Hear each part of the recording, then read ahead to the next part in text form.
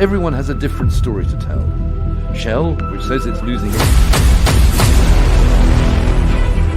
The Tampa market started to rise. In Northeast Africa, precisely on the Horn of Africa.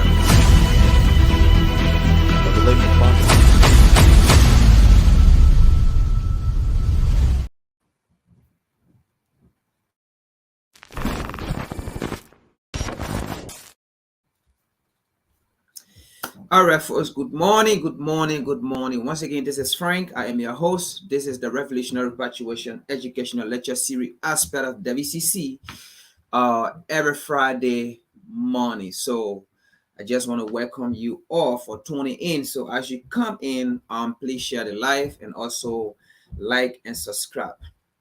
Good morning, Dennis. How you doing? Welcome this morning. All right, so today I'm hoping, usually I say we're not going to take long, but we take long. So I don't know, but I'm hoping we shouldn't take long today. I have 7 steps to cover, so hopefully we're not going to take long. But I mean, I don't know. Maybe we might, maybe we may not. So depending on how things go. But today's topic, it says France President Emmanuel Macron statement against the United States in China prove how evil the Western nation are to Africa. Emmanuel Macron statement against the United States in China, all right, prove how evil the West is to the African people. Okay, so today's discussion, right, is based on interest. All right, I know we have said it time with our numbers that there is no globalization, there is no world forum or global something. Nothing like that exists. You know, these are just words. All right, but in reality, in practice, they don't exist. What exists is interest.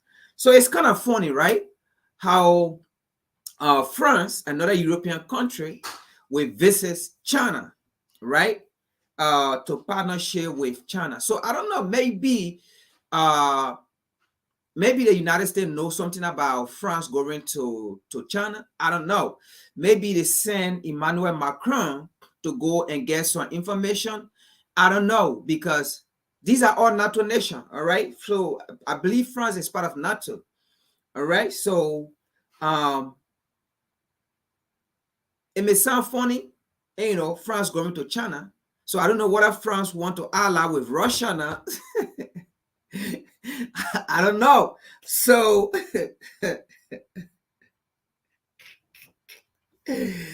sorry, folks, but it's serious. What is France doing in China? What was France doing there? France did not come to the US. Neither France, you know, went to Europe, but France went to China. So maybe the next place France is going, France might go to Russia. All right. So if France went to China, so maybe the next trip, Emmanuel Macron might go to Russia. And then the next trip, Emmanuel Macron might go to North Korea. The next one, he might go to Saudi Arabia. Man, these folks, I think time is running out of hand, right? They are losing it. They are confused. They see something happening. They see something great happening, and which of course they can't handle that greatness. Okay, so they are all over the place. But let's get into the first reading. All right, so the first reading, I'm going to take it from 2019, and there's a reason why I'm getting it from 2019 and then before coming to the current state of mind. All right, so like I said, today is about interest. We want to see what the Africans leaders, the Africans authorities are doing, because We have said this time with our number, and we keep saying it. This time of the global trend is not really about partnering with America. It's not even important. African people, African nation to come and partner with America, go and partner with Europe or Great Britain, go and partner with China, Russia. It's not really important. All right. It's not important. Never. All right. So, because we have seen African nations, okay, African nations finding spots, and the spot is about allying with outside nation. All right. Even with the outside nation, they are not allying with the African nation out of the African continent, but they are allying with people they are not supposed to ally with. So this is where they are making a mistake. So this is why I think this topic today was showing to me to bring it. So let's see the first article here, okay, from 2019 about Europe, about the European nation. All right, so let's see TD ways. All right, TD ways. So this is an article from 2019. You know, 2019 in Europe was a year during that time period where you have the British, how do you call it, the Brexit, where England, Great Britain, was leaving, how do you call it, at the European, not the European Union, but the Brexit. Okay, when it left. So this was Emmanuel Macron speaking. This was Europe speaking. All right, 2019. So let's read something here. So it says here, so this was Emmanuel Macron. This was Europe. All right. And this is what I want for African leaders. Those of you, those of the African leader that might watch this, please take this advice to the rest of the African leader. All right. All right. So we're going to give solution as to what you need to do. And as we read, you're going to find a solution even before we tell you what African need to do, right? Because we have no friends. No African, let's say no Western nation is our friend. Nobody. All of them have their own interests, all right? So let's see here. It says, never, so this is Europe, all right? Never since World War II has Europe been as essential. Yet never has Europe been in so much danger. All right. So Brexit stands as a symbol of that.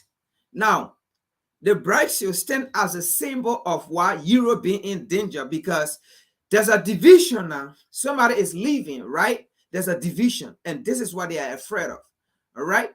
So, and I'm going to link this to the so-called African nations who see themselves, you know, having colonial border, and you're going to see how Europe try, okay, as much as possible not to do what Africa is doing, not to do what is happening in Africa, having borders, okay, having individual nations, individual presidents, right?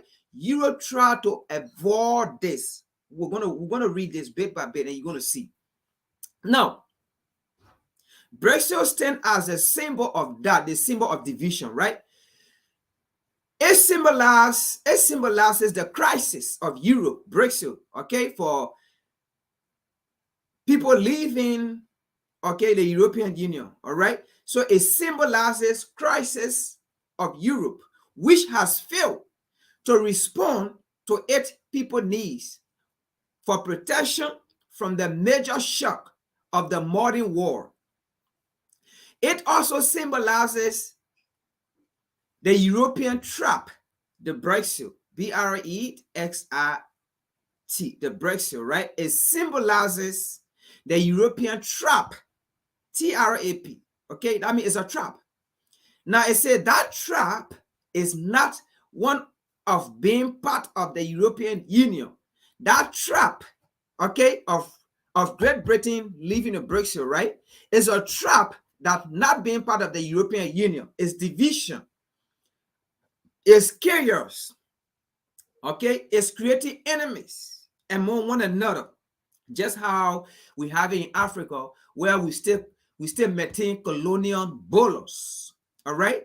And then we say we want to decolonize Africa, but yet they stay, we maintain colonial bolos, all right? We say we want to decolonize Africa, but yet they stay in Africa. Most African nations, we still maintain colonial currency, all right? We say we want to decolonize, how they call it, Africa, right? But yet then stay, right? We valued, okay? We uphold the colonial currency. Well, we trade in the colonial currency, all right? So this is why Europe is afraid of. So they see Africa. They see how Africa is suffering, and they know the reason why Africa is suffering. They know the reason why poverty is in Africa. But when we have almost, or I can say, the richest continent in the world, but yet then stay, it is the continent in the world that is devastated with poverty and suffering, while its resources promote the economy of the outside world. This is why Europe is afraid of. Pay attention as we read. Now, the trap is in the lie and the irresponsibility that can destroy it. That means the division. That means Euro splitting, nations going apart. All right, and they are not coming together. All right, and they are holding. Once they are not coming together, when they split, what that means is they have to create bolos. Okay, they have to create bolos where they have to create immigration, just how we have those so-called immigration system in Africa. All right, you live in Africa just right to Ghana like this. But once you cross like that, then it's another immigration stupidity. And then Africa to Liberia right there. And then when you join in another immigration, where you got. So this is why Europe is afraid of. So they are also learning, okay, from Africa how we are suffering with our stupidity. They are learning from it. They are gaining experiences from it. And they say, no, we cannot beat Africa. Even though they love it, they love how Africa is. Because through that, they exploit us. Through that, we become weaker and weaker and weaker. Through that, okay, we become smaller states. Through that, we become smaller nations where we can fight them, where we can compete with them. Okay, so they love it. They love the condition we are in, but they do not want to be in that condition. They love the condition we are in, but they do not want to be in that condition. Let's continue. They say here, they went as far as saying, this is Europe, they went as far as saying, who told the British, okay? These are all questions they're asking. Who told the British people the truth about their post-Brexit future? Who spoke to them about losing access to the European market? Now, they see in Africa, right? We don't coordinate among one another. We don't trade among one another with all those abundant resources, right? We have food on the African continent, but because we don't trade among one another, that's why poverty is in Africa. That's why you see people go to bed with hunger, they die. Before the 1600, no one went to bed with hunger. No one went to bed hungry. No one went to bed starving, because we traded among ourselves. Okay? We share food among ourselves. Okay? We went from kingdoms to kingdom. Okay? Among ourselves. We distributed food among ourselves. Okay? The means of economy, the means of exchange were among ourselves before the 1600, before Europe, the so-called European came to the African continent. So things were normal. Our civilization was great, right? But from the 1600, when the so-called European brought our civilization, they destroyed our civilization and they brought every hardship on us. So they are learning from us. So as you can see, who spoke to them? Who spoke to Great Britain about losing access to the European market. In Africa, we don't have markets. We do not have market in Africa. That is why things are difficult. So they are saying, if we don't have market, if we don't have the European market, if we don't have the European coordination, we're going to be like Africa. We're going to be weaker. People are going to take advantage of us. Let's continue. They went as far as asking question. Who mentioned the risks to the peace in Ireland of restoring the former border? You see, of restoring the former border. They don't want border. They see what border is doing to Africa. They see what border have done to Africa. You have African living in Africa denying African. Stupidity. Because once I cross the river that between Liberia and Africa, once I cross, it's still Africa, it's still the African continent. But because they speak the white man language, they speak French. Once I get to Africa, I don't speak French, I am not a French. In Africa. But guess what? They are not French either. Just because they speak French, they are not French. They are foreigners in Europe. They are foreigners when they go to France. So you see the stupidity. You speak the white man language and you think you are that person. And you use that language to deny another African only because that person does not speak that language. So once they come to that place, they are stranger. They are foreigner in Africa. But you yourself that speaking that so-called male language, when you go to France, you foreigner. You got to go with passport. How can I be in Africa and travel with passport? European, they don't travel with passport. This is what they are afraid of.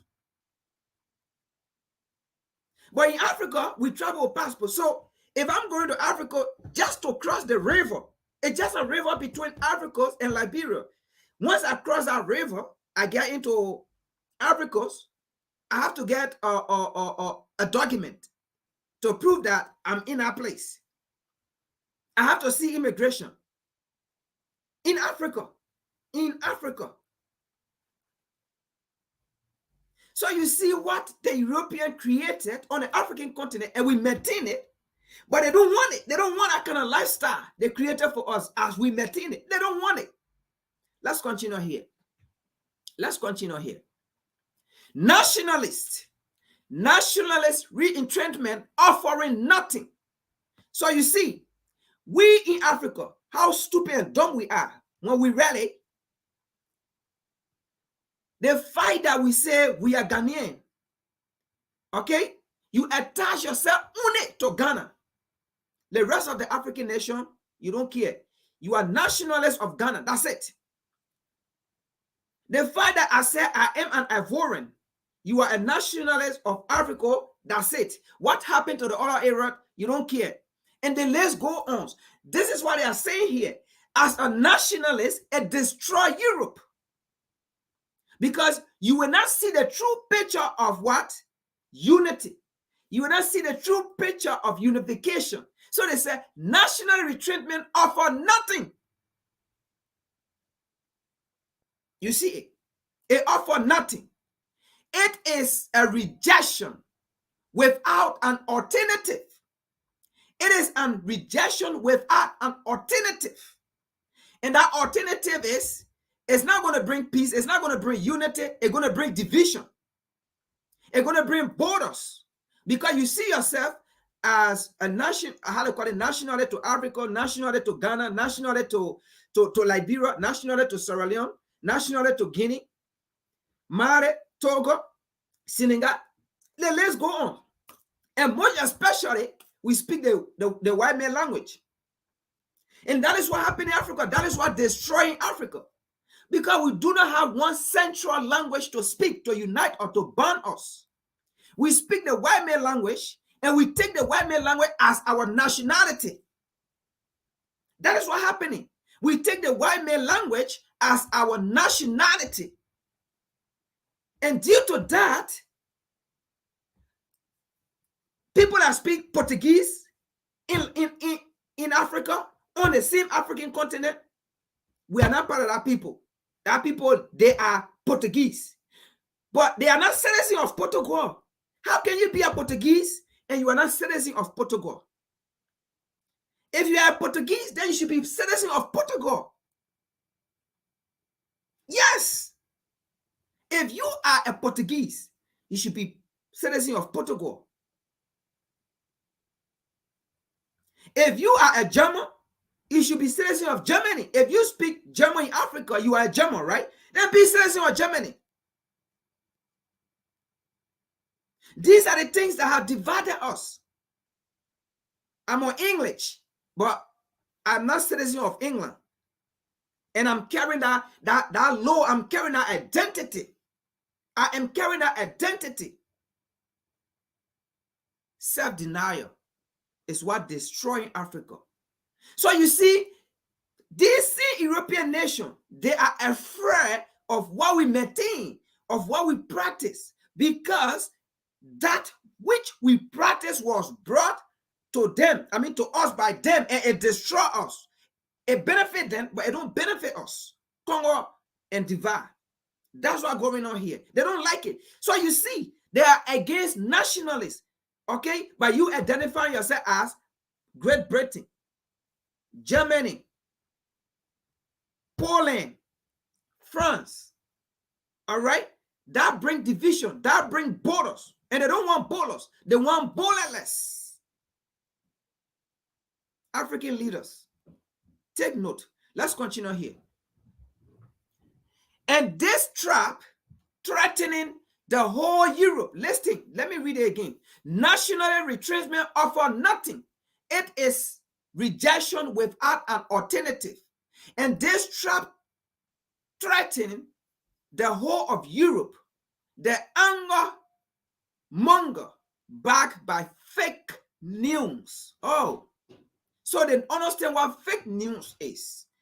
When they use their platform, their media powerhouse to bring fake news about Africa to the world. So they understand what fake news is. Okay? And they say, promise nothing. The nationalists, right? By Brexit, right? By people leaving, going on their own, it brings nothing. Okay? It promised nothing, and it promised nothing to them. You see it? So let's continue here. Let's continue. So Eurostate speaking. We have to stand firm, proud, and lucid in the face of this manipulation, and says first of all what today United Europe is. So it's about Europe. So you see the people, what today's United Europe is. What is United Africa? How will United Africa look like? Is United Africa means in this time of a global trend allying with the United States, or allying with China, or allying with Russia, or allying with Great Britain? Is that United Africa? What will United Africa look like? Let's continue here. It is a historic process, success. The reconciliation of a devastated continent in an unprecedented project of peace. So they are taking Europe as a project. Okay? And project means, right, a site that you visit every day. Not a day will pass. You will not visit that project. Because that project is so dear to you. That project is at your heart. So you will visit that project every day. You will have a thought about that project every day. You will have a pen down. You will write down something about that project every day, because you try to design that project in a way that it will never fail. That project is at your heart. That's how they take Europe. How does African people, African leader, take Africa and African people? Do you take Africa as a project? Or you just take Africa as a marketplace where anybody can come and do anything? where you just gave your resources, where you just gave your nation. Like how you just allow Africa to just go and proliferate on the African continent with their military and things. Where you just allow foreign military to just come and proliferate on the African continent. Yeah, that's just marketplace. It's just a marketplace. Let them open it, let them come. Open the market. Let people come and make business. Let people come and see. No, but the people are telling you Europe is not a marketplace. It's a project to them. Let's continue here.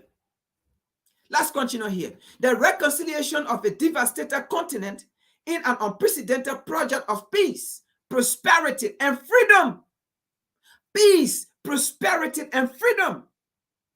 And then peace and prosperity and freedom is about their people. It's about preserving their continent. It's about nobody going to take advantage of them, of their continent. If anybody is to take advantage, it should be European. Let's continue here. We should never forget that. And they are saying it. They should never forget that. No matter how things may be, Europe should be like a project of peace, projects of prosperity, projects of freedom. But not Africa. Africa is a project of markets, open market, free markets for us. Let's continue here. I hope you African leaders are listening. Euro still speaking. We should never forget that. And this project continue to protect us today. This project continue to protect us today. What country? Now listen to this. Listen to what it said here. And this going again to Africa. Let folks, everything these people said in this writing, right? They got the idea, they got it from Africa. They see how we are suffering. Listen to what they say here. What country can act on its own? They know that no African nation can act on its own. We are powerless. See what I say here. What country can act on its own in the face of aggressive strategy by the major power? Do you think they asked this question because they wanted to? No, they asked this question because they have seen over the year individual African nations have tried, but again, you cannot compete with America. Their economy is large. They have everything, almost everything at their disposal. You cannot compete with Europe, a continent. How can any nation in Africa to really see themselves competing with Europe? How? How can a nation in Africa see herself to compete with a continent? How can a nation in Africa see herself to compete with North America? How? So the question they ask here, they ask it because they see how Africa has suffered throughout the years. Where individual nations come, they want to compete. You cannot compete with these people. And that's why they ask this question. In other words, they should have said, what country in Africa have you seen acting on its own in the face of aggressive strategy with the major power and succeed? That's a question they're asking European nation. That's a question they are asking European nation. Say you want to live, say you want to create borders, say you want to be a nationalist. What have Africa gained?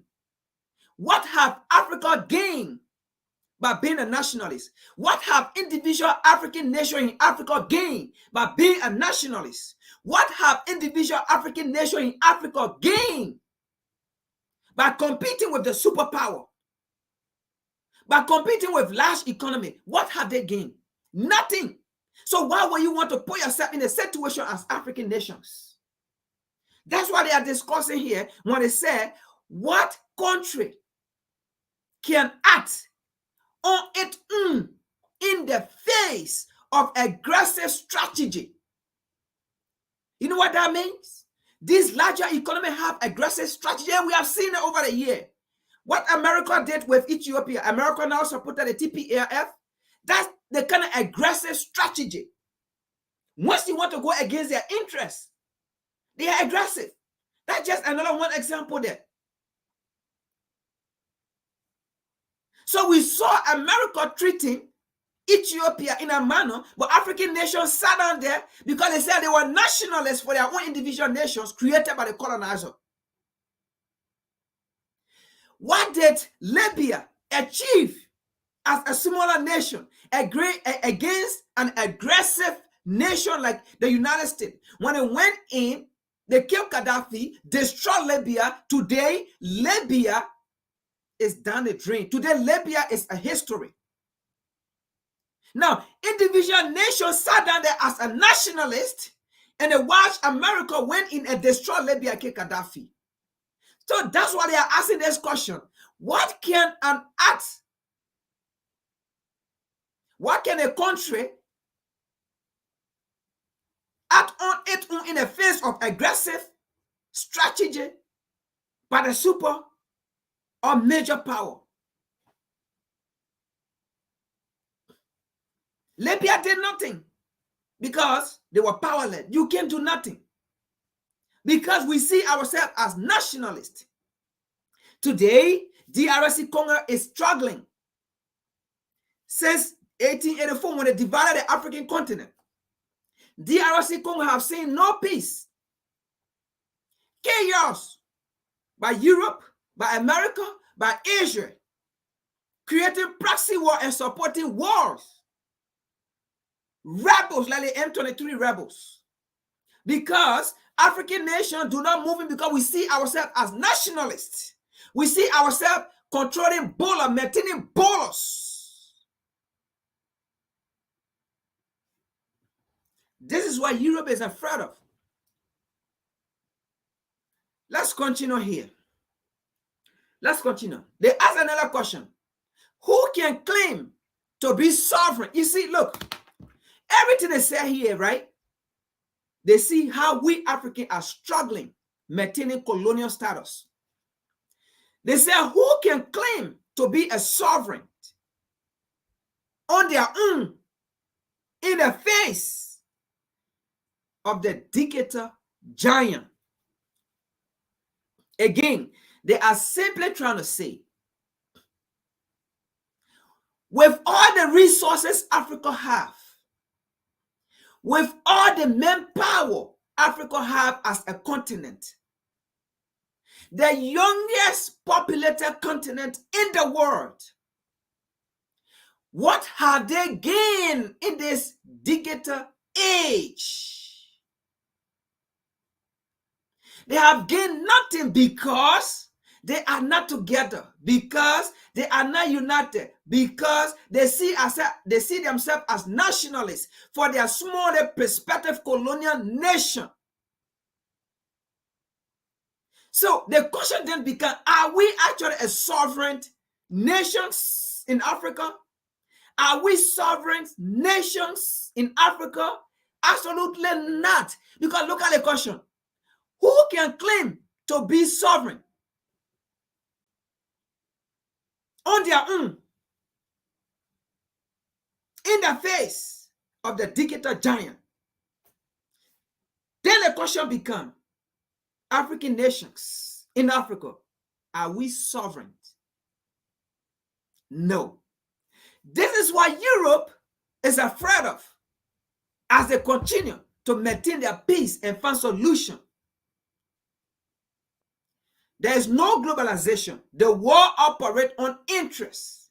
Nation operate on interest. Continent operate on interest.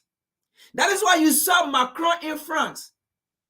In China. It's not about Europe, America. No. The only reason why you see these people together is because they come together to explore Africa, because they cannot go on the African continent individual. And that is what's happening. Carrier is between them because China does not want to go on America for America to control her. Because she sees herself as superpower, so she has to go. Russia is not going to go on America for America to control her because she sees herself as a superpower. So she had to go on her own. So they have to go compete. You see it, right? And because these European nations, the colonizer, do not want to go on the African continent and compete because it will create division. Because once they go on the African continent and they start competing among one another, it creates division, as we can see. Because China is there on its interests, okay? China have her own agenda. Russia there, Russia have her own agenda. Now, the African people see which one is best for them that they can benefit from. This is where they go. So right there, what happened? It created division between the US and China. It created division between the US and Russia. So these European nations, because they didn't want that, they have to come together and collaborate in one accord. But it's not because they love one another. They only came together because they hate African people and they want to exploit African people. They don't want to go on the African continent quarreling among themselves like what is happening there between they and China and Russia. So they know we've been divided individual nation in Africa. We will never survive. I don't care 1,000 years can come past. As long as we continue to live as individual nation, as nationalists, and maintain the colonial border, this is how we're going to be. We will not survive.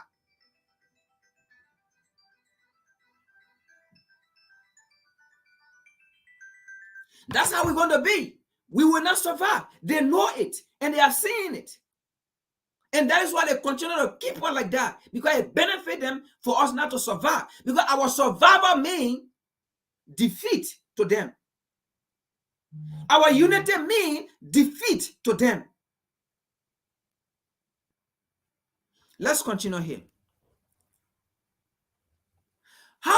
They say here, how do we resist the crisis of financial capitalism? Now you see here, how would we resist the crisis of financial capitalism? So you see here, right? You so-called African leaders, when these hostile nations come to you with their financial capitalist agenda, you buy it, you take it. They know it. They know that people will take advantage of you. They know that you will be here in captive. You will be in captivity. You will be enslaved. Because you will not function without the mandate or the knowledge or the approval of the people that gave you finances. And that is financial capitalism. They themselves said it, not me. I'm just reading it so you can see. How would we survive or resist the crisis of financial capitalism without the Europe? Now, you see, they know that if the Europe is done, anybody can take advantage of them. And that is why African nations, because we do not have currency, anybody come and take advantage of us. We have nothing.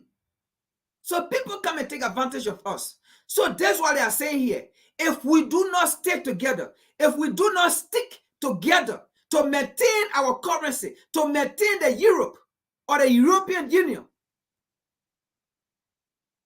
the breeding of financial capitalism, we will take it. And we will not be able to resist it. You think why they came out with this statement is because the situation Africa is in. Africa is in a financial capitalist situation or stigma or captivities. Financial capitalism. That is what Africa is in. And they don't want it. They say here, yeah, financial capitalism without the Europe, which is a force for the entire European Union.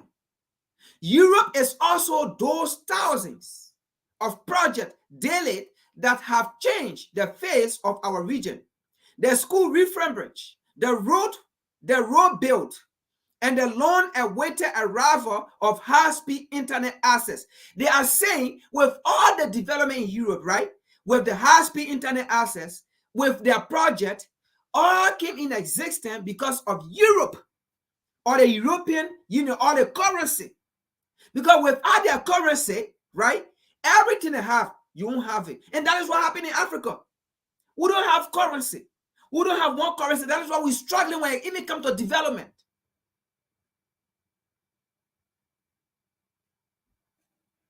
Let's continue here. They said their struggle is a daily commitment. Their struggle is a daily commitment to Europe, not to Africa, not to the world. It's a commitment because Europe, like peace, can never be taken for granted. Listen to this. Their struggle is a daily commitment because Europe, like peace, they are comparing Europe to peace. And you know what peace is, right? The absence of war, the absence of financial capitalism, the absence of captivity, the absence of being oppressed, the absence of people taking advantage of you, the absence of manipulating your democracy, the absence of proxy war. You name the rest. Okay? You name the rest. The absence of foreign nation making decisions for you. The absence of foreign nation carrying coup in your country to take down your leader. The absence of fake news. The absence of propaganda news. You name everything. That is peace. And that's how they compare Europe. Europe, like peace, can never be taken for granted. But we take Africa for granted. Africa is where people go and create proxy war. Africa is where foreign military proliferate. Africa is where people come to oppress us. And they loot our resources and we say nothing. Africa is where, in fact, we invite foreigners to come and say, come and take advantage of us. Africa is where foreigners can go and even have their own military, even have their own police, their own policing. Africa is where foreigners can go and create their own military to protect the resources to which they are exploiting from us.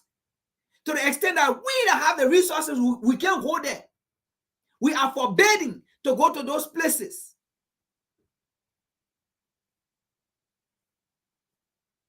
Africa is where you can't speak about democracy. Africa is where you cannot empower yourself. That's Africa. Unlike the other places, they can't do it there. And that is what it said. Their struggle is a daily commitment because Europe, like peace, can now be taken for granted. Do we take Africa for granted? Yes.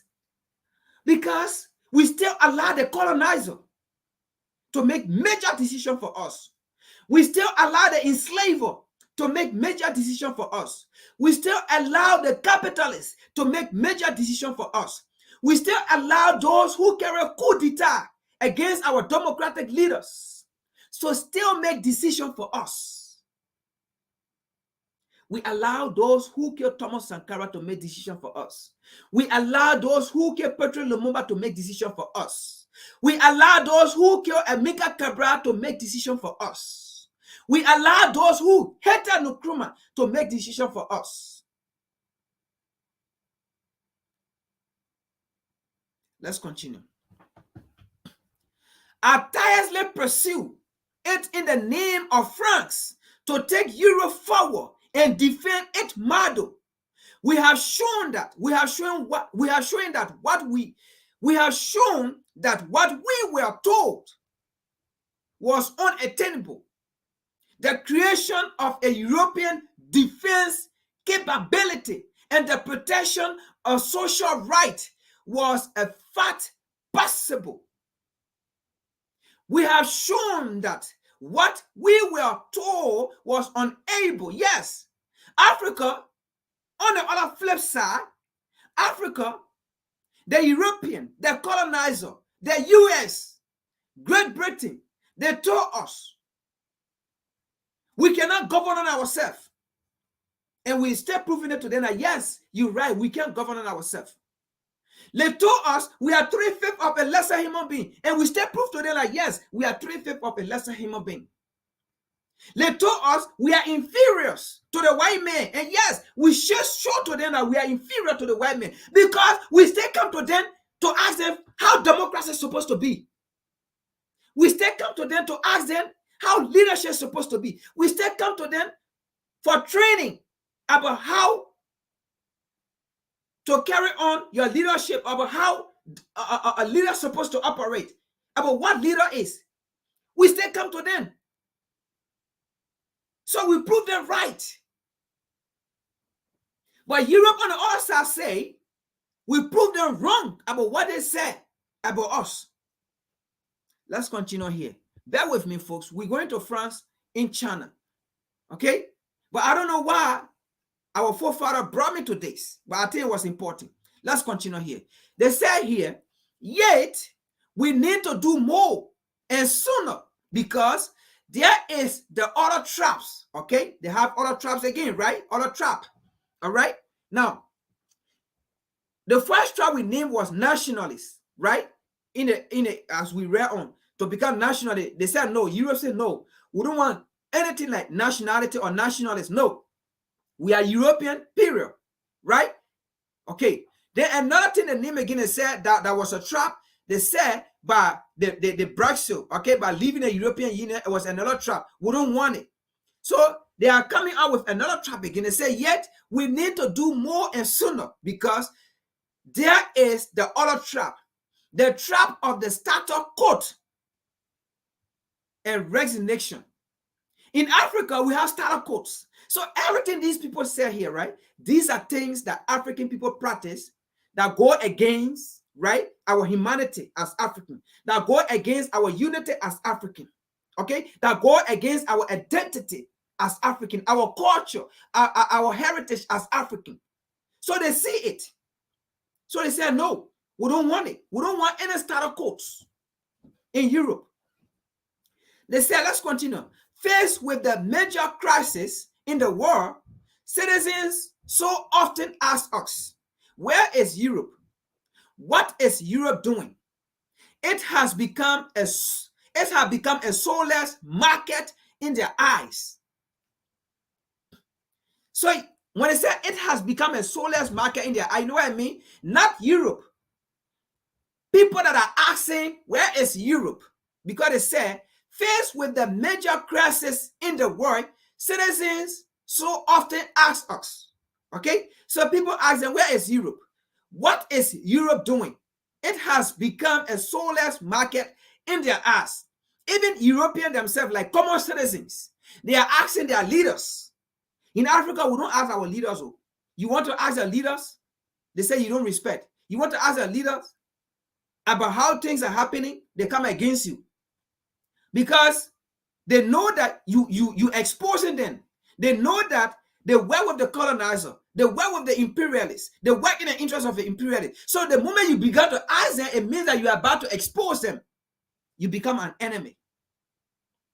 So they are saying, Europe is saying, we don't want this.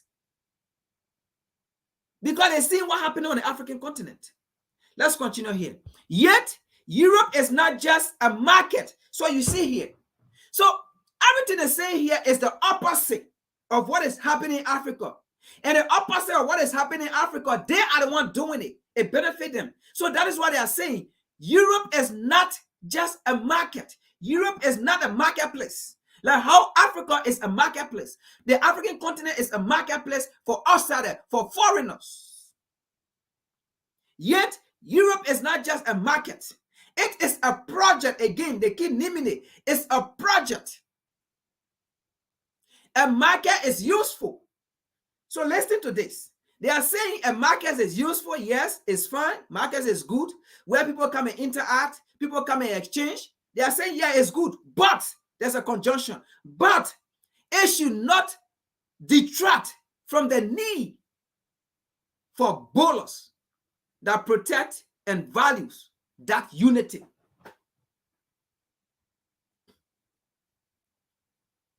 You get it? So what they are saying here is individuals, how they call it, nations in Europe there, right? They still have some kind of a market value or kind of a market interest. They are saying, yes, we should have it.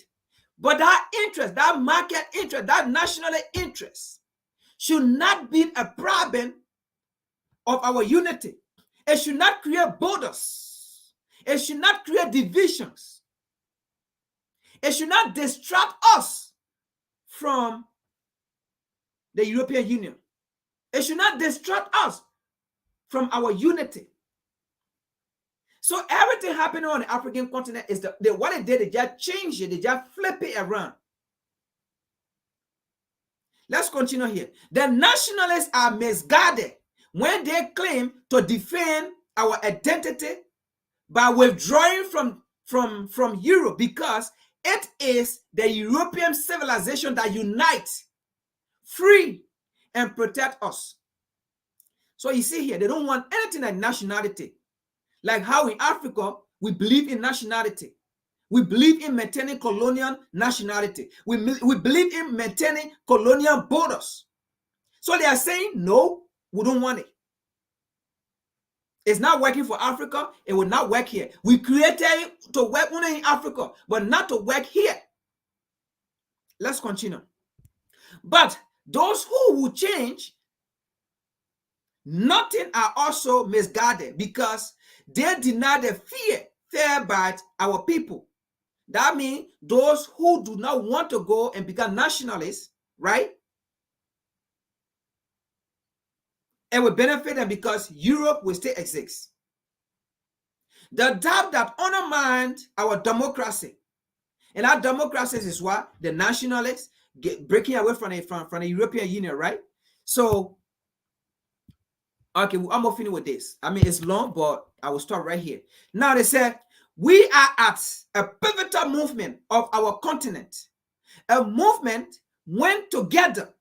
A movement went together. We need to politically and culturally reinvent the shape of our civilization in a changing world. So you see it. We are at a pivotal movement of our continent. A movement went together. We need to politically, that means one politics, one voice, one attitude, one understanding, one solution, one culture that will shape the civilization of Europe in a changing world. The world is changing. A new global trend. What is Africa doing? We still running beyond outside nation to ally with them, to collaborate with them. But they're forgetting that the solution to the African continent is for the African nation to come together, to unite the African continent. Bring all those nations together. Have one army, have one currency, have one national bank. We should have one language. That is not to say we're going to do away with other, how they call it, languages and things. But we need to have one national language we can communicate with. You go to India, they have one national language, but they still have various tribes then, okay? They still have various languages and things, because people got to maintain their gods, their culture, because they got to communicate with their gods in their other languages and things. They got to communicate with their gods. They got to communicate with their culture. They got to keep their cultures and things. We understand that. We just got to know how to reinvent. We got to know how to reinvent our civilization. Just how Europe is saying they have to reinvent their civilization in a changing world, in a global world, in a global trend. They have to reinvent. We have to reinvent as well. It's not about running behind people to go ally with them. No. The reality here is people are coming to us, but we're not getting it. See over the years how outsiders have run on the African continent with our so-called diplomacy.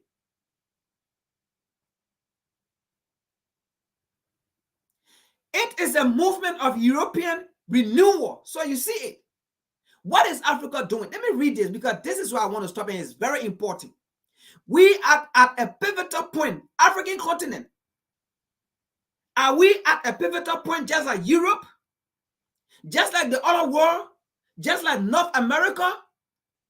Are we at a pivotal point for our continent?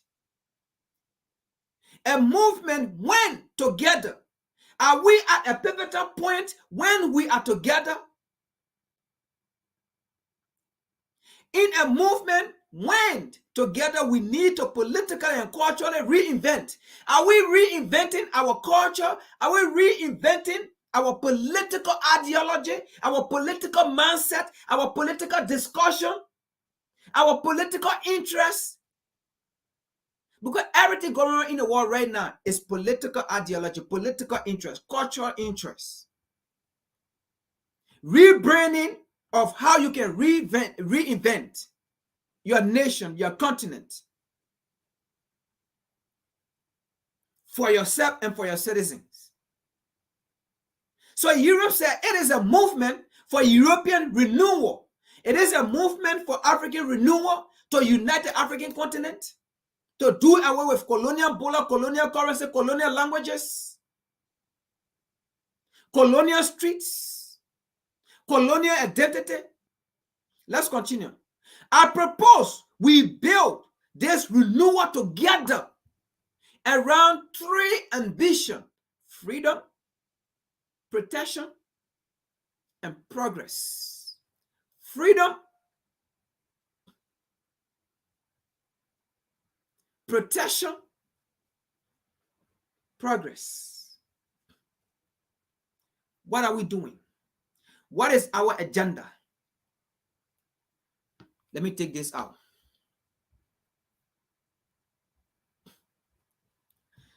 Let me take this out. So now, we have seen, right, what going on. So America to have her own, okay? What we read here about Europe, America got her own. All of these continents got their own. Asia, they got their own. Don't mind because China is in Africa, we're doing business. China to have her own. All of them had their. But what is Africa own? You can search your internet and go back and forth. You will never see one about Africa. One, you will not see it. You will never see what I read here. You will not see anything about Africa. Maybe you will see individual nations, right? Individual nations about what they want for their colonial nation, for their colonial currency, for their colonial border. You will see it. But what I read here with Europe, you will not see anything like that about Africa, about the continent. You will not see it.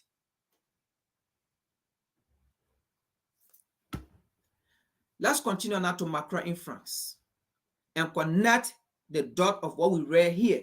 Now, that was the reason why Macron went to France. So what we read here, right? Macron did not just wake up and go to France. No. Macron did not just wake up, and go to, not France, but China. It was not a coincidence Macron just wake up and went to China. No. Do you think Macron get time for the United States? They will not work together because they have, you know why they work together? They work together because they still maintain the 1884 Berlin Conference to divide Africa. So whenever they are going on the African continent, these Europeans, these colonizers, they go together. They go in unity. But in reality, they are not united. We shouldn't see them as the united. They are not united. They are not. They are enemies. They are not friends. Their agendas are different. But when they're going on the African continent, they maintain that 1884 Berlin Conference status. And that which they have tried to bring China to their side. And that is why they have criticized China over and over. But China refused to take their model. That is what happening. But they are not friendly. So Macron did not go to China because of coincidence. No. You saw what I just read here. Now let's see why Macron went to China.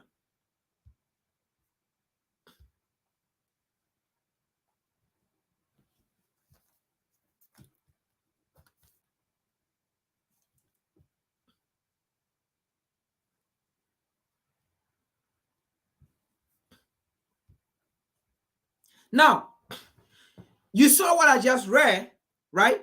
About the European Union, right? Now, the European Union or European nations, they work in the interest of Europe, not in the interest of America or Africa or any nation. No. What they do is in the interest of Europe. So, Macron visited China, I think last week or this week. Either way, one of them.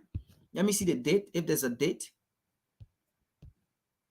All right. April 19th. That's a 9. Sorry. April 9. Yeah, that was this week. Yeah. No, that was last week. But the news came out April 9. So we can say it happened like on the 8th, just last week. All right. So let's see here. So it says Europe must. So this is not even a suggestion. So you see the adjective that is being used here. Must. It's not even an option. That is to tell you that these people, they are not allies, they are not friends. They are only allies because they want to exploit or take advantage of the African continent. Europe must resist pressure to become American followers, say Macron. Europe must resist pressure to become American followers, say Macron. So what that means is Macron telling us that the United States cannot dictate to them. They don't want to see the United States become a superpower or being a superpower. She's already. But they don't want to see the United States being a superpower. So that means the decision China have taken not to allow America to be the, how they call it, being a superpower to dictate to her. So that means China made the right decision. Is that what Macron telling us? Because they are allies, right? They go on the African continent, they exploit, they steal from us, they loot us, right? They America and France and Europe, they collaborate. Okay, they collaborated in Rwanda, the genocide. Okay, they collaborate in DRC Congo. Okay, they collaborated the TPAF. They collaborated Libya. Oh, when it comes to Africa, these people unite to exploit, to destroy us. But when it comes to them, then Macron is now telling Europe to leave America. But when they're talking about going to Africa, Macron tell Europe, let's ally with America and be one force and go to Africa, and we will overcome them, we will control them, we will overtake them. But when it comes to them, they say, no. Let's leave America. Folks, that is what today's topic. It says, Macron visiting China exposed the West. Macron visiting China prove how evil the West is to Africa.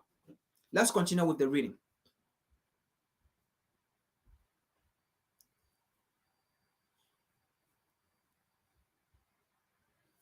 Let me see, where is it?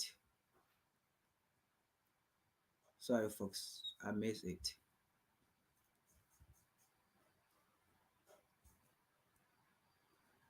Okay, let's go here. All right, I still have it there. Let me see. Okay, so let's continue here. The great race Europe faces is getting caught up in a crisis that are not ours. The great race Europe faces is getting caught up in crises that are not ours. Since when have Europe faced getting caught up in crisis that is not there? Didn't they see Europe get alongside with the United States, with Canada. They went to Haiti.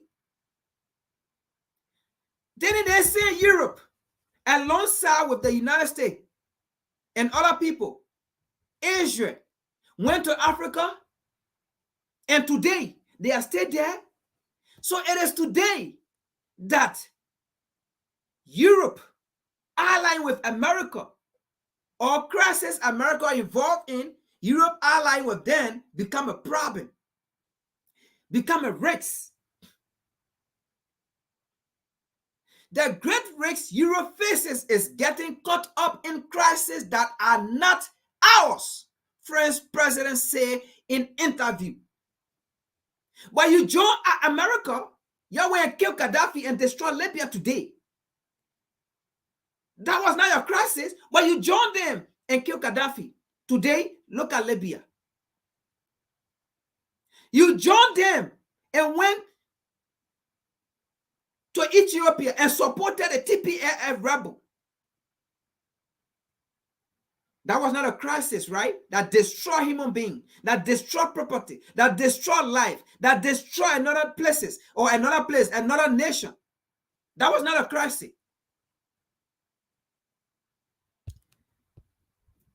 How evil the West is to Africa.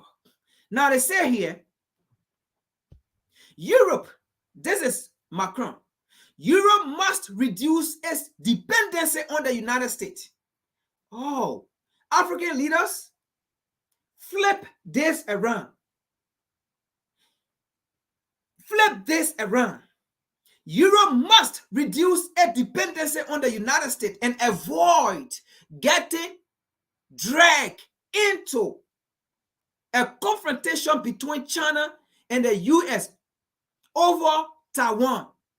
French President Emmanuel Macron said in an interview on his plane back from a 3-day state visit to China. Now, let me read this again. I want to connect a dot here to remind these so-called European leaders or nations. Europe must reduce its dependency on the United States to avoid getting dragged into a confrontation between China and Taiwan. That's it, between China and the US over Taiwan. Now, if Emmanuel Macron knows this, why were they running on the African continent, telling African people to come on their side to go against Russia? If Macron is telling Europe not to go on the side of the US, to go into Taiwan, why were they running behind us? Why were they threatening African nations with sanctions if African nations do not come on their side to go against Russia? Why were they telling us to depend on them, to support them to go against Russia? So he knows it's bad. He knows it will create tension in Europe for their citizens, for their nation, for their people. But they were telling us to support them to go against Russia. You see how evil and demonic these people are? But I don't blame them. I blame the African leaders because we accept these people. We portray ourselves to these people that we are lesser leader. We portray to them that we are lesser leader. We have small brain when it comes to leadership, when it comes to power, when it comes to decision making. We prove to them that we have small brain. We have low mindset of thinking. African leaders, yes, you got proof to these people. And that is why they come and say some things. They don't regard you people. They don't regard us. But it is today that he see it as a problem to support US over China when it comes to Taiwan situation. Let's continue here. Speaking with Politico and 2 French journalists after spending around 6 hours with Chinese President Xi Jinping during his trip, Macron emphasized his pet theory of strategic autonomy for Europe. Strategic autonomy for Europe What is Africa on a strategic autonomy? What is Africa on of strategic autonomy? Because this is the theory for Europe. Now, Macron went to meet Xi Jinping, right? He's not speaking about France. He's speaking for Europe. He did not go there to speak for France. But you so-called African leaders, you guys will go on trip like this. You wouldn't speak for individual nation. You speak for your colonial nation. You speak for your colonial border. But you see France. Macron went. He didn't say France. He's speaking for Europe. Everything he measured is Europe, Europe, Europe, Europe. Strategic plan for Europe, not strategic plan for France. Because he know if there is no peace in any European nation, there will be no peace in Europe. We see that in Ukraine. And we see the ramification of the European nation, even in France. Since 2020, hardship, poverty have increased in France. In fact, France had the highest protest since 2020 up to date. France had the highest protest because they are experiencing the worst of poverty. Oh, poverty is not just good for Africa. Poverty is good for the white men too. Let's continue here. So they said, Macron emphasized his pet theory of strategic autonomy for Europe, presumably led by France to become a third superpower.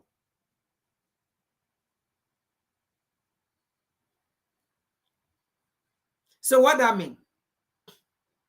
You know what I mean? France is not even counting America. Because if they say France should become the third superpower, what I mean? We can say Russia is the first superpower right now, and China is the second superpower, and then France be the third superpower. That's why she went to meet Xi Jinping. Because China and Russia, they are already two superpowers already. You can't take that from them. So if France go in, advocating for Europe and thing, and they bring France in, what's going to happen? France might become the third superpower. So do you think France is even counting the United States? These people, they are not friends. They are not allies.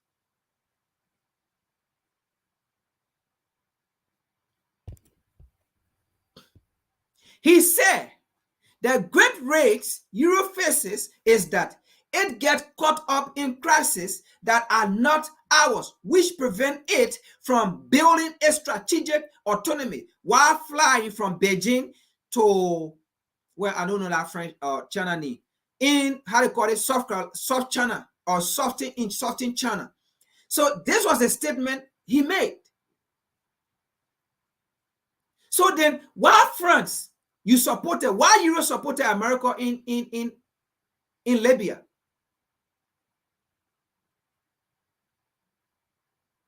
And in most of the part of the world that America have gone and infiltrated coup and chaos.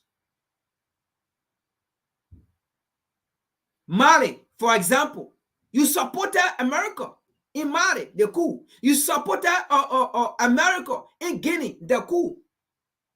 So it's good when it's about Africa, but it's bad when it's about other nations that is affecting you.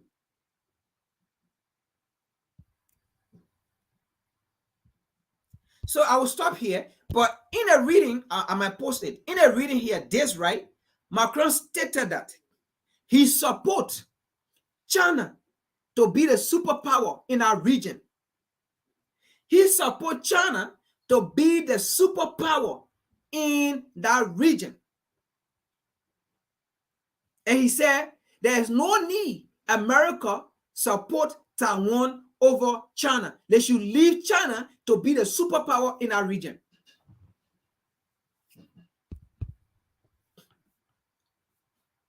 So African leaders, this is about interest. It's not about finding nations outside of Africa to ally with them. It's not in our interest, and it will never be in our interest. You will just be building other people's interests to make them powerful. That's all. What is your agenda? African leaders. Now, let's watch the last video about America, right? And see, all of this is about their interests. Okay, it's just a 1 minute video, or even not 1 minute. All right, but all of this is about their interest. Just how you saw Emmanuel Macron in China, okay, fighting for Europe. That's how America too, they are fighting for themselves. All right. So Africa, what are you doing fighting for Africa? So let's see this. Let me take this out. Everybody fighting for themselves except Africa. Except Africa. Everyone, everybody fighting for their interests except Africa.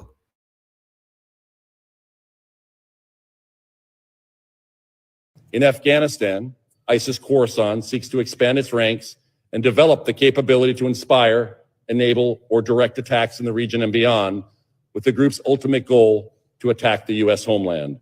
Amidst these challenges, strategic competition is deeply manifest in the region. The People's Republic of China aggressively expands its informational, military, and economic instruments of national power across the region. And now, Beijing seeks to establish its diplomatic influence.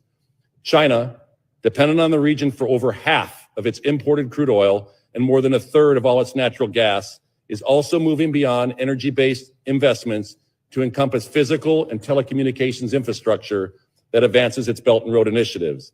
19 of 21 CENTCOM countries have signed a Belt and Road agreement with China.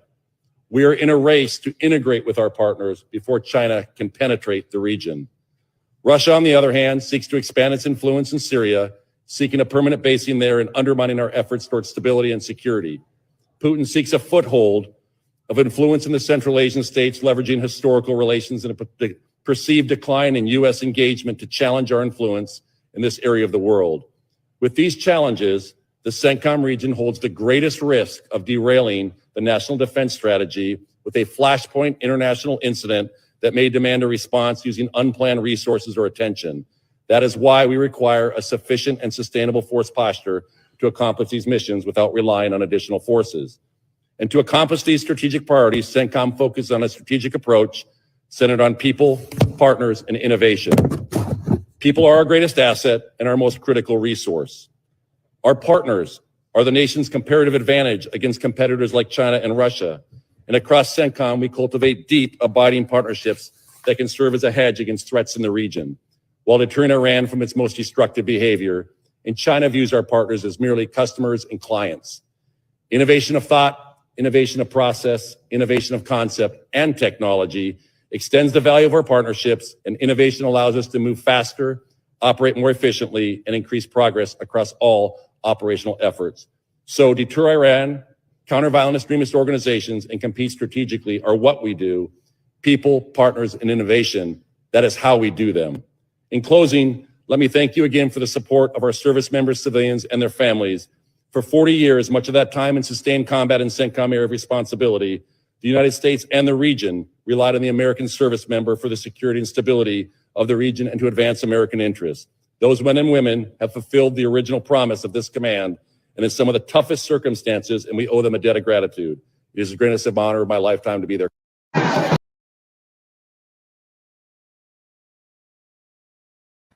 All right, so you heard that, and even you heard the last statement, American interests. All right, Africans, African leaders. I don't know how we're going to say this, right? There is nothing like globalism. It don't work. It is a word that exists, but it don't work. It's not in practice. What in practice is interest. So you see, every nation, every continent, they are working on their interests. And that's it. And that. Look, I don't blame these nations taking advantage of Africa. I don't. We agree to it. African leaders agree to it because we don't want to unite. And as small as and as individual nation we are, that's how people take advantage of us. Because you can't survive in this kind of a emerging global economy. As a smaller nation, you cannot survive. You can't survive. You have to unite. You have to come together. And that's how we're going to survive. We have to be powerful. That's how we're going to survive. Why you think in this new global trend, nations are allying with other people, especially European nations? European nations are talking about, let's stick together. And North America is talking about, let's stick together. Do you see America and Canada fighting among one another and think? No, they are sticking together. When it comes to Haiti, America is not going individual. Canada is not going individual.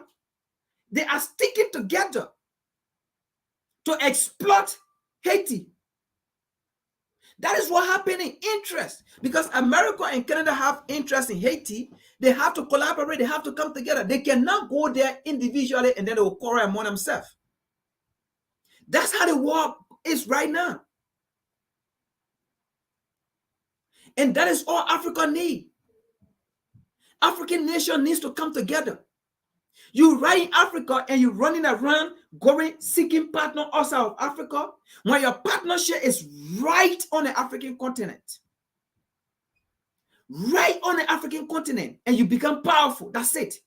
The only thing you need to become powerful, Africa, unite, have one currency, have one army. It's finished.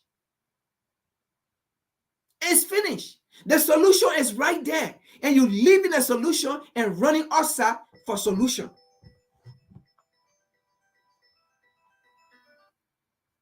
Hello.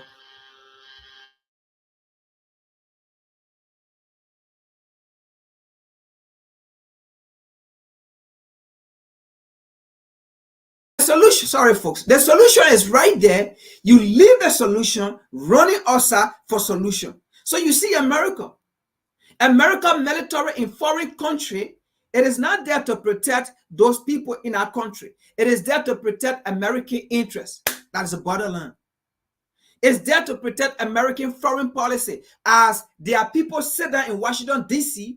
and create memo and create policies and things and create fundings for them overseas. That's what they're there for, to protect.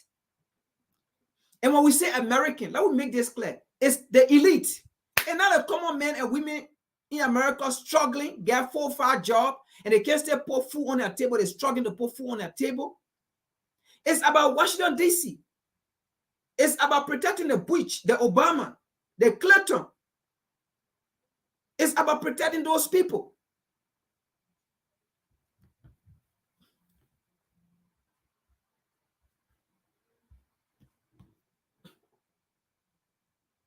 So, we're done with Africa. Let's come to America. Before we close, we're almost close, right? But let's talk about, let's go to Tennessee. Let's go to Tennessee and let's talk about the 3 lawmakers.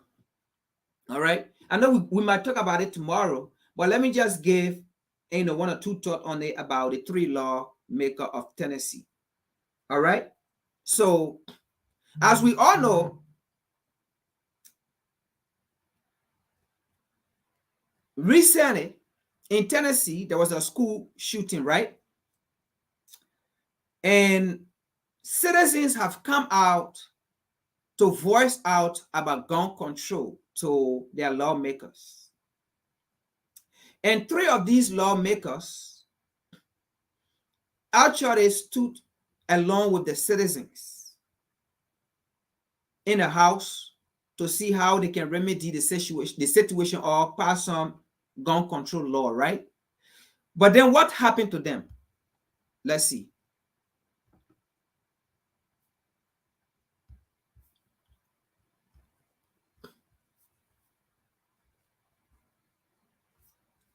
So what happened to them was both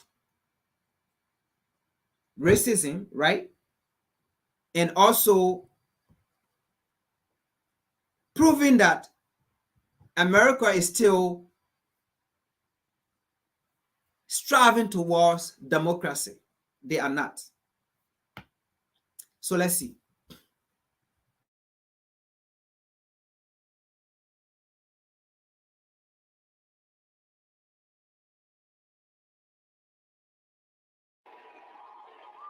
for the 3 Democrat lawmakers facing expulsion, booming and desperate support as they walked into the House chamber. All week, there'd been fury in Nashville and the demand for action on gun laws. Ever since that horrifying school shooting in Nashville late last month, when 3 children were among 6 killed by a former student with assault-style weaponry. When demonstrators immediately took their anger on gun laws to the state Capitol building March 30th, those 3 Democrats took to the floor of the House chamber and joined in, chanting with them. Tennessee's Republican-controlled legislature chose to not only block action on gun laws, but focused on those Democrats. The world is watching. And just before the vote to expel the first of the 3 for disrupting the chamber, this rebuke. We called for you all to ban assault weapons, and you respond with an assault on democracy. But minutes later, what some are now calling a political lynching. We are voting on House Resolution 65. Mr. Clerk, take the vote. Aye, 72, 25 nays. Entirely down party lines, it wasn't even close. Expelled from the House of Representatives. Then a twist. The second Democrat, a white woman, survived her vote, raising another concern that race is a subtext in this. The state of Tennessee. The third Democrat, another black man, was then expelled. We are still here, and we will never quit.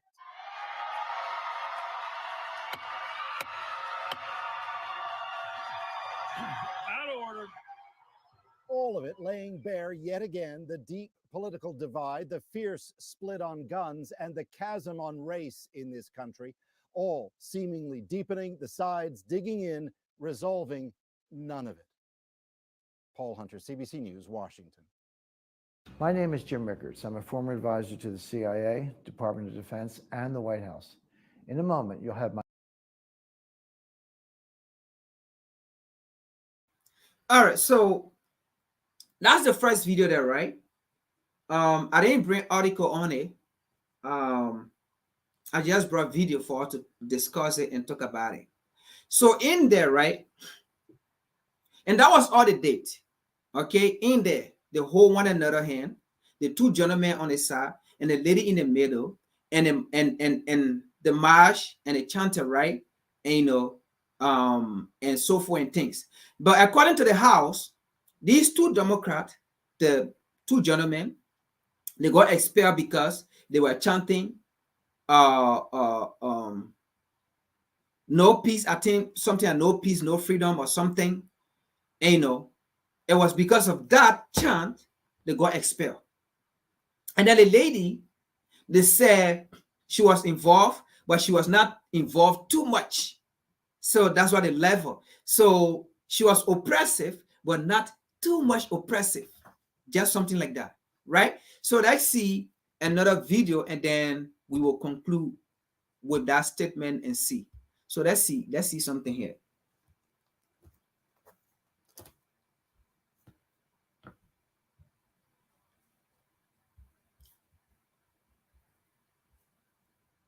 So let's see from that statement, okay? The reason why those 2 guys were expelled, and the reason why the lady was not expelled. And then also the reason why those 2 guys was expelled. It doesn't make sense, but we're going to make it make sense.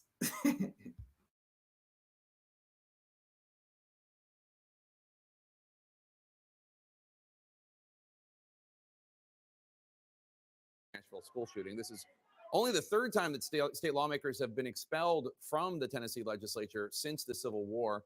With us now, Republican Tennessee state lawmaker Brian Ritchie. Representative Ritchie, thanks for joining us. So you were one of 7 Republicans who voted against expelling Democrat Gloria Johnson, and one of just 3 Republicans who voted against expelling Representative Justin Pearson. But you did vote to expel Representative Justin Jones. Can you explain your votes to us? Yeah, absolutely. So I started sharing with leadership and everybody that I did not think that expulsion was the right thing. What these three individuals did was completely horrible. It was a disrespect to our General Assembly, those members that have served before me and that will serve in the future. According to Article 2, Section 12 of our Constitution, did it constitute them being expelled? Absolutely. In my opinion, was it warranted? And I did not believe so. Representative Jones's office is right next door to mine. I had multiple conversations with him this week, letting him know that I wasn't in favor. And essentially, he told me that he wanted to be kicked out because. All right. So first of all, let's establish a line here, right? He was not in favor of these gentlemen being expelled. And he also said he did it because it is in the Constitution. Now, when that Constitution was written, if it's in the Constitution, when that Constitution was written, even though in the video, he did not say when the Constitution was written. But if it is in the Constitution, what I can say, or what I can, in my opinion, let me put it that way, in my opinion, if it is in the Constitution, that Constitution was written during slavery. Because during that time, we all know who suffered at that time and who did not suffer at that time. We all know at that time who these laws were written against. We know at that time who these laws were written against. Because at that time, they wrote these laws so that there will be no white men in the House or in the Senate to come and advocate for any black men or how they were being treated, whether by the police or whatever, whosoever, or whatever by the system. So they wrote that law that you cannot go and speak for these folks, because there was still some good white folks who had empathy. All right. So they wrote the law so that those white folks that had empathy, okay, for the black men, you cannot go, because the law, you'll be going against the law. You will be breaking the law. So that means if you advocate for these black folks, you will go there and be like them. We will send you to prison. Then you will stop enjoying the freedom. That's the time I believe this law was written. Let's watch and see.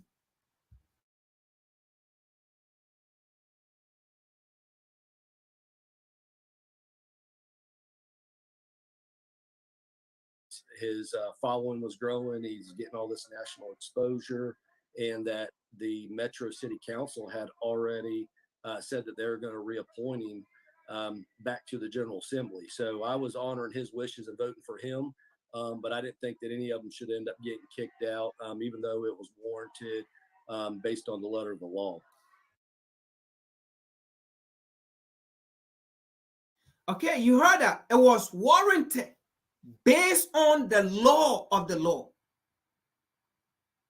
So that means it is a law. So this law did not get passed in 2023, in 2022, in 2019, in 2018. This is a colonial law. This is a law during slavery that was put in place. And it stayed there. Then what is the democracy? If you still have a colonial law in place, if you still have a slavery law in place, that today you are still using, where is the democracy?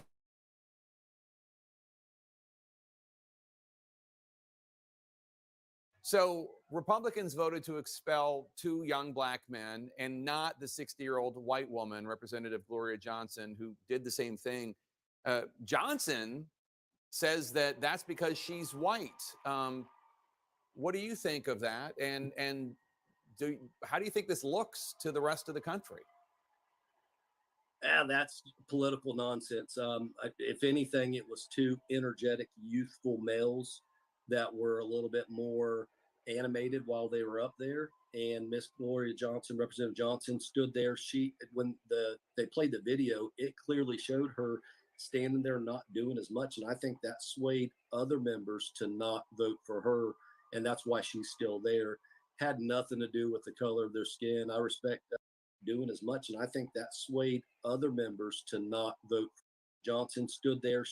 When they played the video, it clearly showed her standing there not doing as much, and I think that's all right. I'm not going to play the whole video. This is why I want to stop. But you heard him, right? The only reason why this lady was not expelled was because she did not do much. So you see how they play the cut. But I show you the first video, right?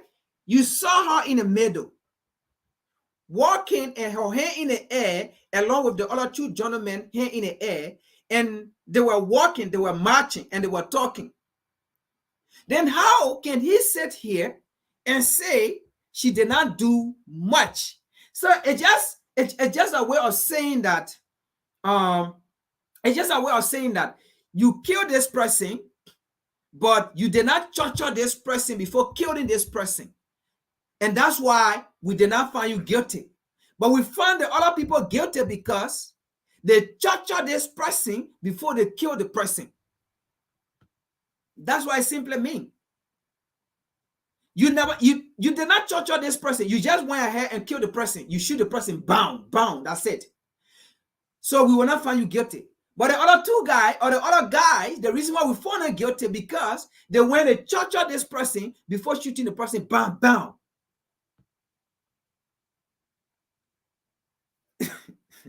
So you see what's going on here? Oh, she didn't do much. She didn't do much. But the fact that she walked along with the two gentlemen advocating, she was part of it. But folks, I'm not even looking at that, right? But these gentlemen, what did they do wrong? What did these gentlemen do wrong? By listening to the folks out there, by seeing the women, the men, the children, the sister, the brothers, all standing out there and saying, save us. You are the representative. You are the leader. Do this. And these people agree and walk and march with them in the house there. That was their offense. So folks, if they can do this to their own people, you know where the shooting took place. Tell me exactly. Why do you think things in the black community, in the black neighborhood are not being solved, are being ignored?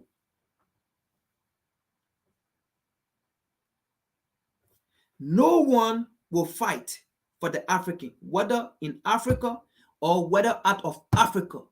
No one will fight for us, and no one have our interests.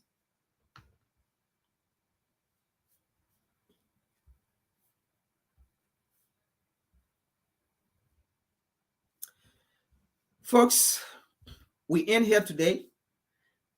That's the presentation for today. And that's the message for today. No one have our interests, and no one will ever have our interests. Only African people can have their own interests, and only African people can fight for themselves. And by the way, let me see.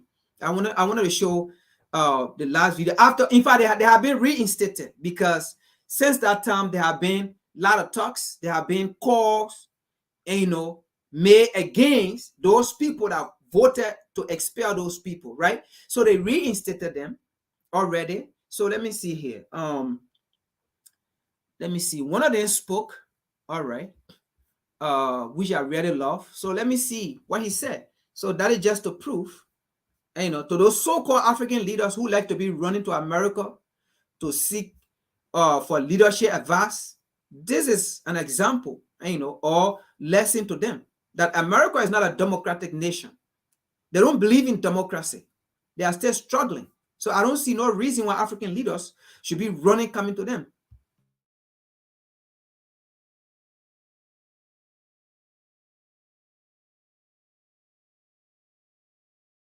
This is Justin Pearson in the Tennessee State House. Justin Pearson was one of the two young Black state representatives that were expelled by the Tennessee legislature for protesting gun violence in the state of Tennessee.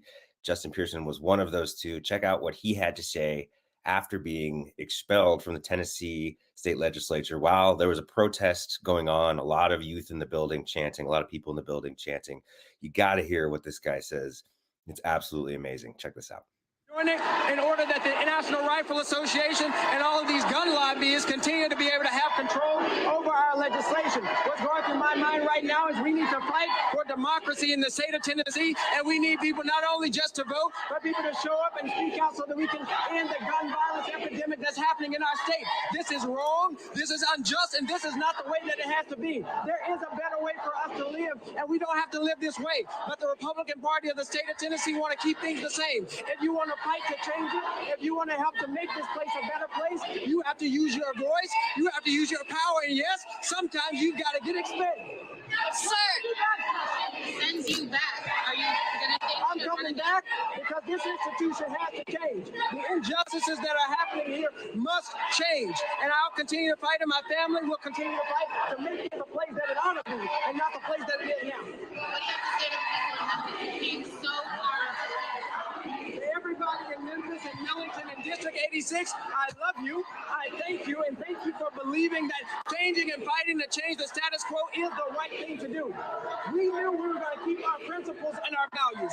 We knew that we were going to have our ancestors with us. We knew that we were not going to yield to injustice, and we will not yield because there's too much at stake. We see gun violence every single day.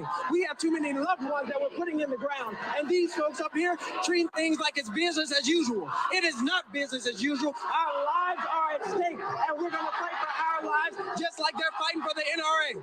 Sir, do this again. If you stand up there at the well with the bullhorn and do that thing again if need be. Yes, we will never shirk back from civil disobedience. Civil disobedience is what built this country. Resisting the status quo built the United States of America into the institution that it is, and it's my ancestors' resistance that got me here. And so I will not forget them or forget the struggles of people, especially children who marched, children who were beaten by dogs, children who were beaten. If I got to get expelled, I'll take that. Why do you think that you and Justin Jones were expelled, but Gloria Johnson was not expelled? You cannot ignore the racial dynamic of what happened today. 2 young black lawmakers get expelled and the one white woman does not. That's a statement in and of itself. But you'll be back. You plan to be back. We'll be back. I believe Memphis and Millington go send us back.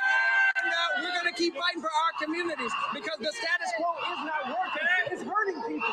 It's killing people. And they're treating things like this as normal.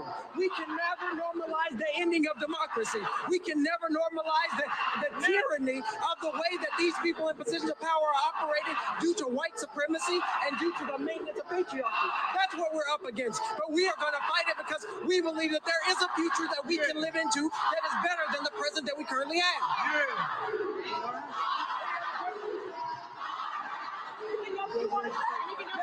We're going to keep fighting for people in Nashville, in Memphis, across the state of Tennessee, and across the United States of America who want justice. We deserve it. This is our birthright. Our inheritance is not just some pieces of paper and constitutions and rules. It is the advocacy and the ability to protest for what is right and to create laws and to advocate for laws that make justice more possible. And so that's what we're going to do. God bless you.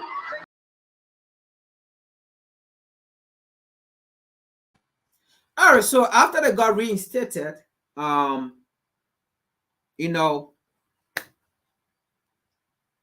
yeah, so they are back due to the shame because it just showed the backlash of America to the world. It just showed the hypocrisy. It just showed how undemocratic the United States is.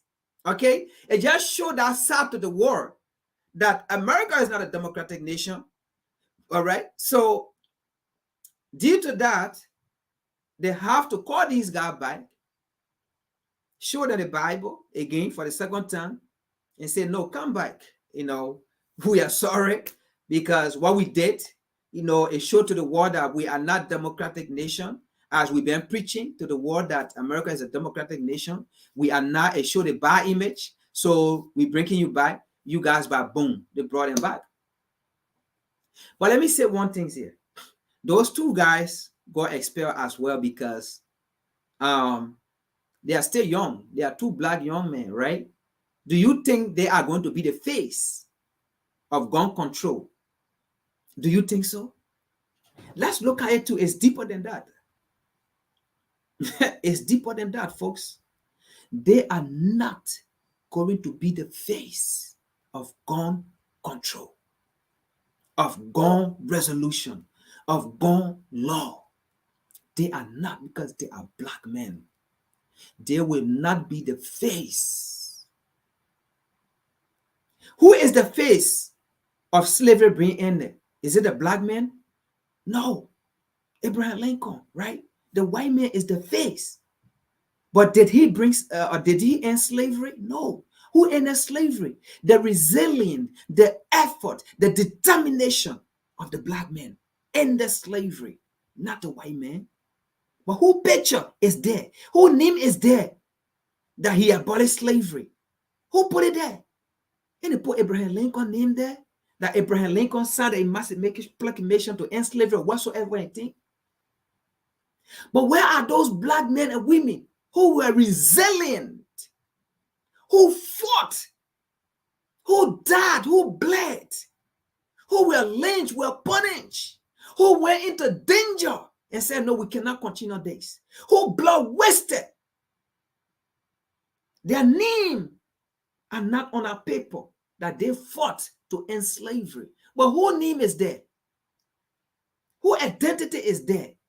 Whose picture is there? Whose name is there when it's being taught in school today? Is there? So do you think a black man's face will be there to be the face of gun control, of gun law? You think so? It will not be there. Get that clear. Get that clear. We stop here today. See you guys tomorrow. Peace.